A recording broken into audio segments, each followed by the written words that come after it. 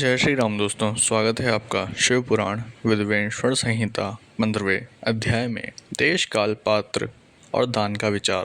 ऋषियों ने कहा, समस्त पदार्थों के ज्ञाताओं में श्रेष्ठ सूत जी हमसे देश काल और दान का वर्णन करें। देश का वर्णन। सूत जी बोले, अपने घर में किया देव यज्ञ शुद्ध ग्रह के फल को देने वाला है। गौशाला का स्थान घर में किए गए देव यज्ञ से 10 गुना, जबकि जलाशय का तट गौशाला से 10 गुना है।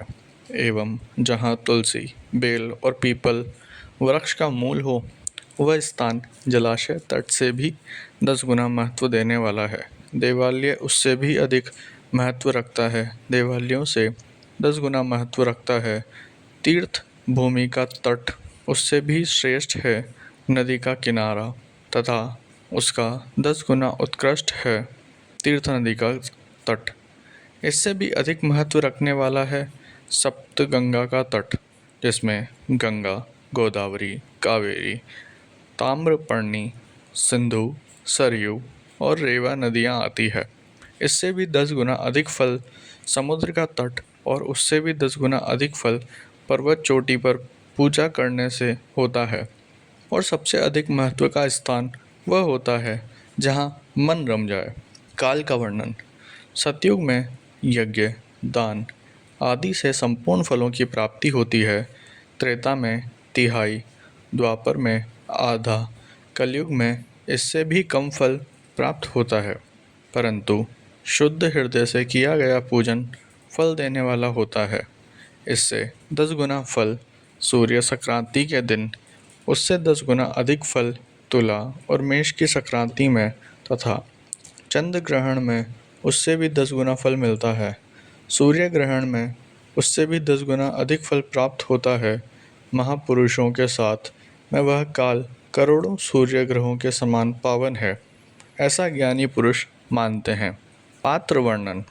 तपोनिष्ठ योगी और ज्ञान निष्ठ योगी पूजा के पात्र होते हैं, क्योंकि ये पाप के नाश के कारण होते हैं। जिस ब्राह्मण ने 24 लाख गायत्री का जाप कर लिया हो, वह भी पूजा का पात्र है। वह संपूर्ण काल और भोग का दाता है। गायत्री के जाप से शुद्ध हुआ ब्राह्मण परम पवित्र है। इसलिए दान, जाप, होम और पूजा सभी कर्मों के लिए वही शुद्ध पात्र है। स्त्री या पुरुष जो भी भूखा हो, वही अन्नदान का पात्र है। जिसे जिस वस्तु की इच्छा हो, उसे वह वस्तु बिना मांगे ही दे दी जाए, तो दाता को उस दान का पूरा फल प्राप्त होता है। याचना करने के बाद दिया गया दान आधा ही फल देता है। सेवक को दिया दान चौथाई फल देने वाला होता है। दीन ब्राह्मणों को दिए गए धन का दान दाता को इस भूतल पर 10 वर्षों तक भोग प्रदान करने वाला है। वेद वेता को दान देने पर वह स्वर्ग लोक में देवताओं के वर्ष से 10 वर्ष तक दिव्य भोग देने वाले हैं। गुरु दक्षिणा में प्राप्त धन शुद्ध द्रव्य कहलाता है। इसका दान संपूर्ण फल देने वाला है। क्षत्रियों का शौर्य से कमाया हुआ, वैश्यों का व्यापार से आया हुआ और शूद्रों का सेवाव्रति से प्राप्त किया गया धन उत्तम द्रव्य है। दान का वर्णन। गौ, भूमि, तिल, सुवर्णी, घी, वस्त्र, धान्य, गुड़, चांदी, नमक, कौड़ा और कन्या नामक 12 वस्तुओं का दान करना चाहिए। गोदान से सभी पापों का निवारण होता है और पुण्य कर्मों की पुष्टि होती है। भूमि का दान परलोक में आश्चर्य देने वाला होता है। तिल के दान बल देने वाला तथा मृत्यु का निवारक होता है। स्वर्ण का दान वीरदायक और घी का दान पुष्टिकारक होता है। वस्त्र का दान आयु की वृद्धि करता है। धान्य का दान करने से अन्न और धन की समृद्धि होती है। गुड़ का दान मधुर भोजन की प्राप्ति कराता है। चांदी के दान से वीर्य की वृद्धि होती है। लवण के दान से षड्रस भोजन की प्राप्ति होती है। कौड़ा या कुष्मांड के दान से पुष्टिदायक माना जाता है। कन्या का दान आजीवन भोग देने वाला होता है। जिन वस्तुओं से श्रवण आदि इंद्रियों की तृप्ति होती है, उनका सदा दान करें। वेद और शास्त्र को गुरुमुख से ग्रहण करके कर्मों का फल अवश्य मिलता है।